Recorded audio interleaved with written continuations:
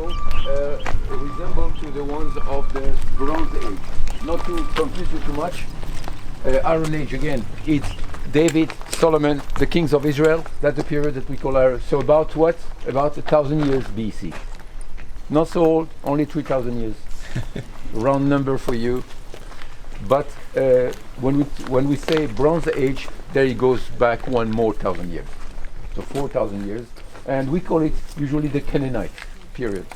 So the time also of Abraham, Isaac, and Jacob. Of course, that's also the time of Joshua, Moses. These are the times. Of course, we never found something that we could connect to Moses again.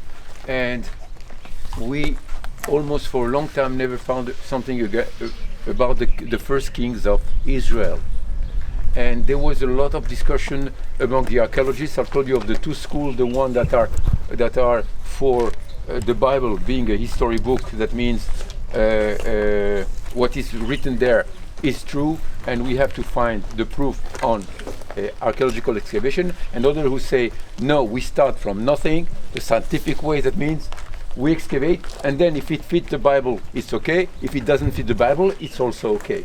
So there was a lot of discussion. I have to tell you that what we call biblical archaeology was born soon after the regular archaeology. In a way, at the same time, because they started with the excavation. It started with excavation of Troy. Remember the story of the Odyssey and Homerus, and so all this story of battle, the Greek and so on, sparked the thinking that maybe we can find ruins and proof of these stories. They are not legends. And then immediately after that, people say, forget about the Odyssey and the Bible. We have the Bible. That's also an old book. So the biblical archaeology started also almost soon, and it was in the 19th century where science was growing so fast and proving a lot of things that some people saw it as it was endangering the belief in God. You know, we know it's not a secret that people believe that when there was thunder, it was the voice of God who was angry, and you know all these are. Or when there was lightning, that was Jupiter throwing these darts there, and then science told us it's none of these. It's not God angry. It's not Jupiter or whatever. It is electrical things that happen, explosions naturally, sparks, and that's what happened. So a lot of people were afraid that science might contradict religion, and archaeology might contradict the Bible. So a movement of a lot of them were priests, became archaeologists, just to show that the Bible is true.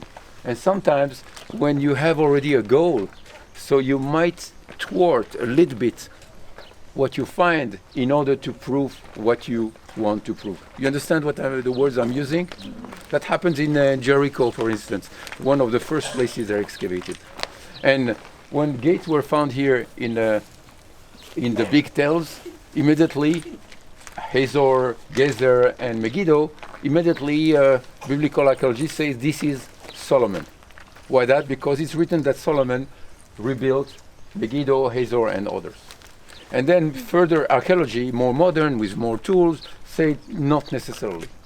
And that created a big debate. But the gates became the symbol of that debate.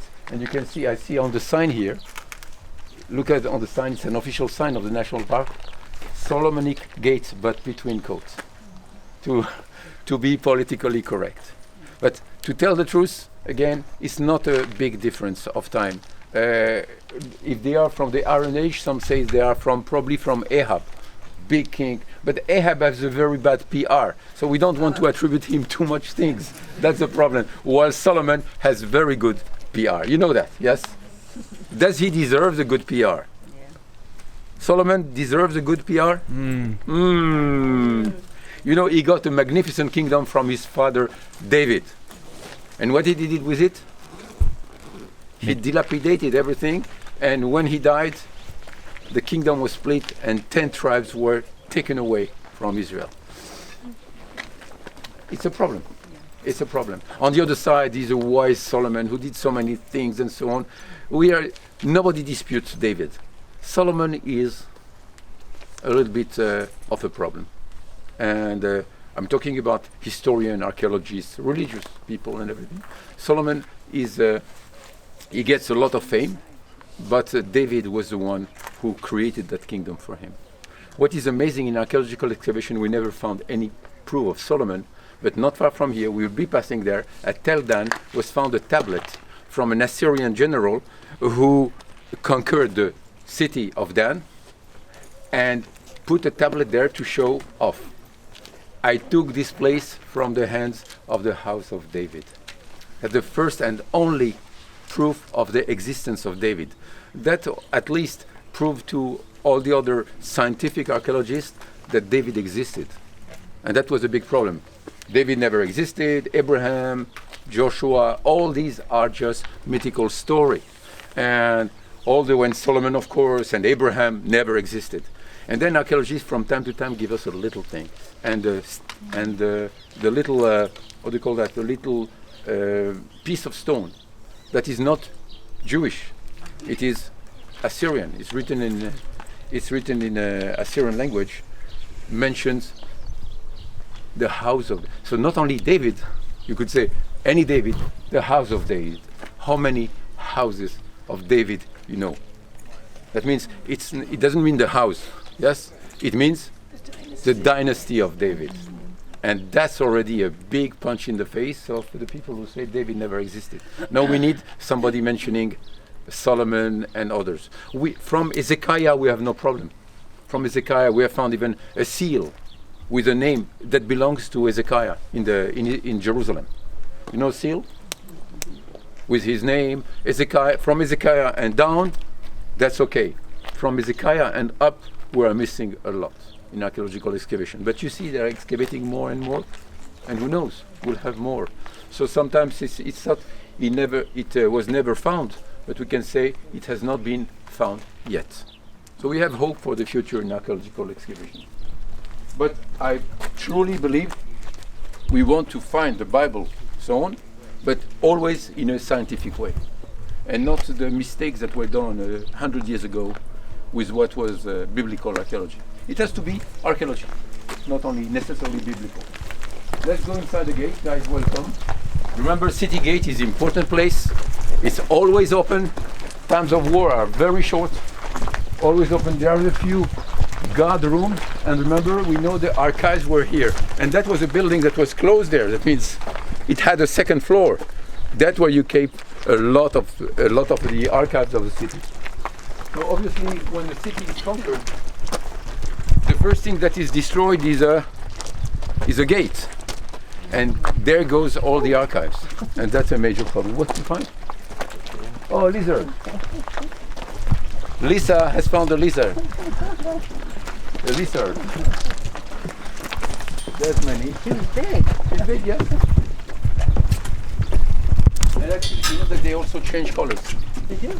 Not too much, from light to dark. Not like Japanese.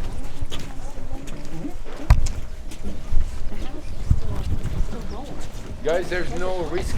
I feel there's no risk there will be other groups disturbing us here. It's a wonderful place, but it's a little bit the size of the main stream of tourism.